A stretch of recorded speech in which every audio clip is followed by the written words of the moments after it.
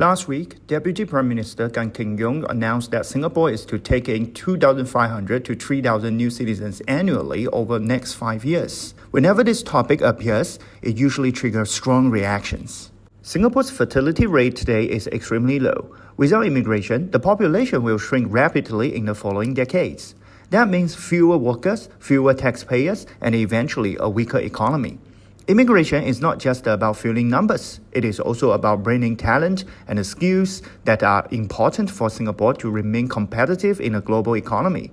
Whether we like it or not, this is the structured reality of a small country with the declining birth rate. From my accent, many of you can probably tell that I wasn't born in Singapore, but that doesn't make me less Singaporean. I came here when I was young, went through the local education system, served the NS, and started a family over here. Singapore is the only place I call home. I do not have another hometown somewhere else waiting for me, and my roots are here. However, even as an immigrant myself, I do have some concerns about how integration works in practice.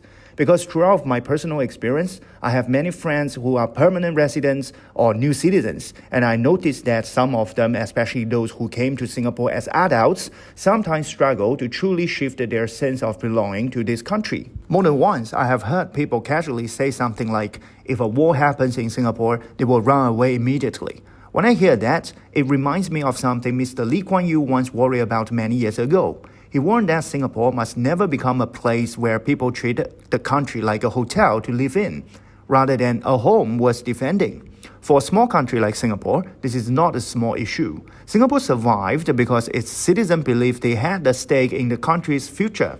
That belief is also why national service exists, not only to build a military, but to build a shared identity among citizens. So, how do we make sure new citizens develop that same sense of belonging?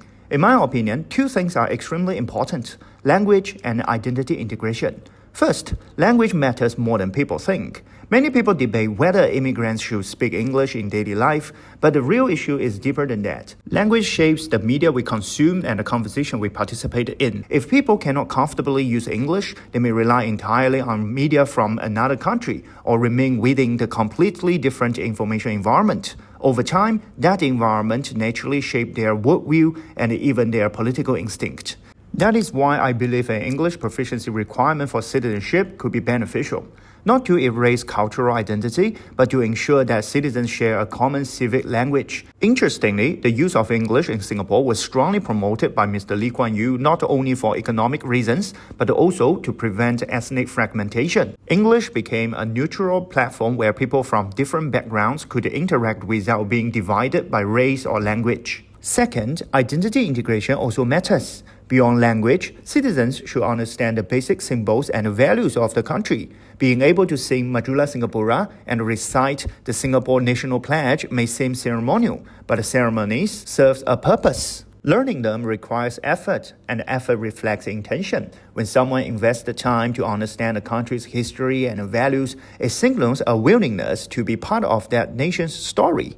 Of course, some people also propose that all new citizens should serve national service. At first glance, that sounds like a very fair solution, but in reality, it could also create serious security concerns. In recent years, cases of foreign interference and espionage have become more common around the world, allowing people who did not grow up in Singapore and may still have strong ties elsewhere to enter the military system could create a vulnerability. National defense ultimately relies on trust, and trust takes time to build. In the end, immigration is necessary for Singapore's survival, but integration is necessary for Singapore's identity. Citizenship is not defined by accent or birthplace. It is defined by where your roots grow and where your loyalty lies. Singapore will continue to welcome new citizens in the future, but the most important question remains the same. Are we building a population that simply live here, or a people who truly believe this country is their home worth defending?